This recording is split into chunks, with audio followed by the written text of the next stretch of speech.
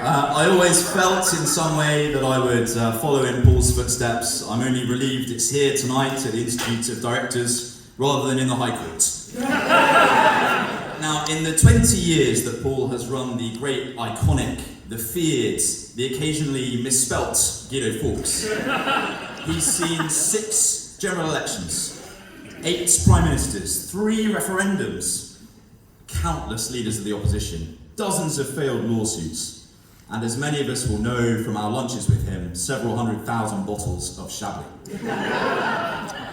But what many people here tonight do not know is that this is far from Paul's first foray into media and politics. Let me give a little reflection that I've gained from some of his former friends in the erstwhile Federation of Conservative Students, which you're not supposed to repeat their stories, by the way, so I'm taking a big risk here. In the late 80s and early 90s, Paul was a significant pioneer of what was then called rave culture. You can see it's had some influence on our website. Before he got into journalism, Paul worked with some of the top party promoters of the era, putting on some of the biggest raves Britain had ever seen. The government noticed this and decided to crack down with fresh legislation to stop that fun. And always an opponent of overbearing regulation, Paul began to organise a mass rally of ravers in central London to oppose the ban.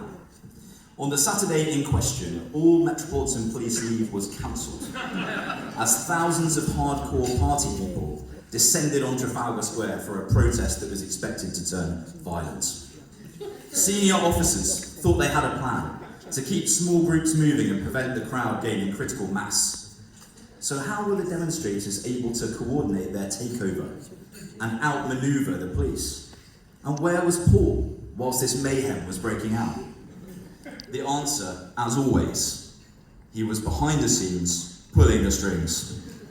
Paul had commandeered a lorry load of equipment from a pirate radio station. As the police tried to contain the chaos at one end of the Mall, Paul was broadcasting Radio Freedom to Party, giving instructions to the ravers and revellers, telling them how to avoid roads that have been blocked and how to get to the final venue for the rally.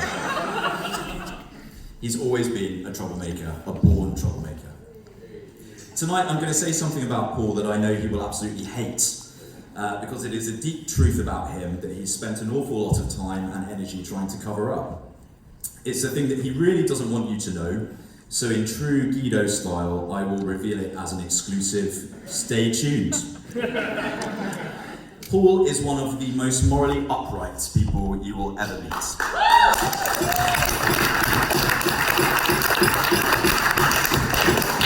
I said morally upright, not physically upright. No. It's true that in my days as a junior reporter under Paul's tutelage, if I misspelled a word in a headline or got the angle of a story wrong, I would be subjected to a tirade of unrepeatable expletives that would cause an HR investigation in most modern newsrooms. But like all the others here tonight who graduated from the Guido Madrasa, we learned our trade from Paul the hard way. The point is this: in that process, I watched Paul withstand pressure that almost nobody else could withstand from someone powerful who had tried to stop him revealing something. He was impervious to threats, he was impervious to lawyers' letters, he was impervious to financial penalties, even to direct physical threats.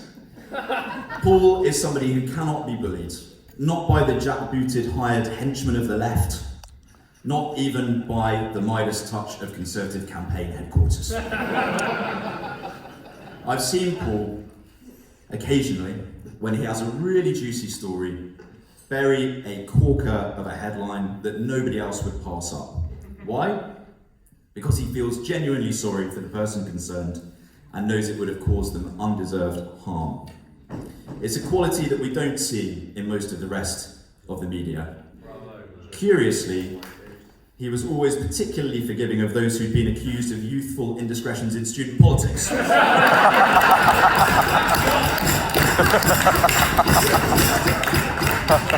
I have no idea why that could be.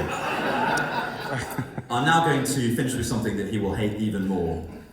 Despite his fearsome reputation, and trust me, I have personally witnessed multiple cabinet ministers have meltdowns at the mere mention of his name, let alone his caller ID, which remains one of the spookiest things in Westminster. Paul is one of the kindest people I have ever met in SW1.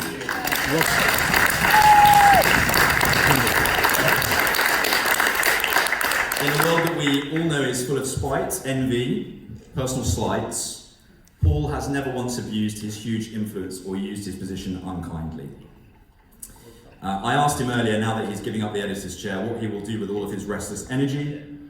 We don't want him on the loose causing any more trouble. The answer was to focus on his successful advertising business and his other projects, but I don't think that is enough to keep him interested. So I'm very pleased to announce that as part of my revamp of the Guido brands, my first action as publisher of this website is to appoint Paul Staines as Guido's first head of equality, diversity and inclusion.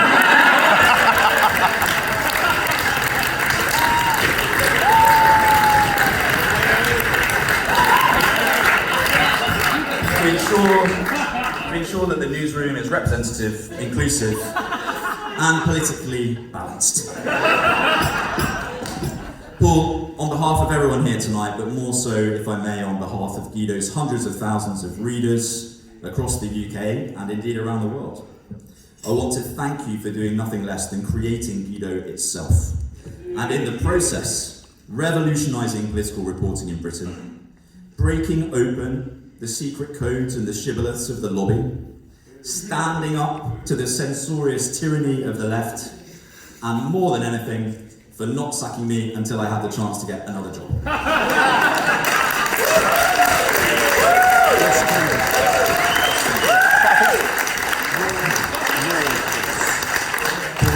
Your personal impact on Westminster cannot be emulated, it will not be emulated. But I know that the next generation of the Guido newsroom, embodied brilliantly in Max Young and Ellie Wheatley,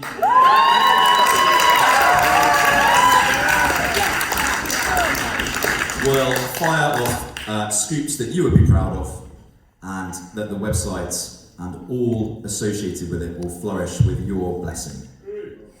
So, as is traditional at any Guido Fawkes gathering, let me propose the fourth toast to Guido and Paul Staines.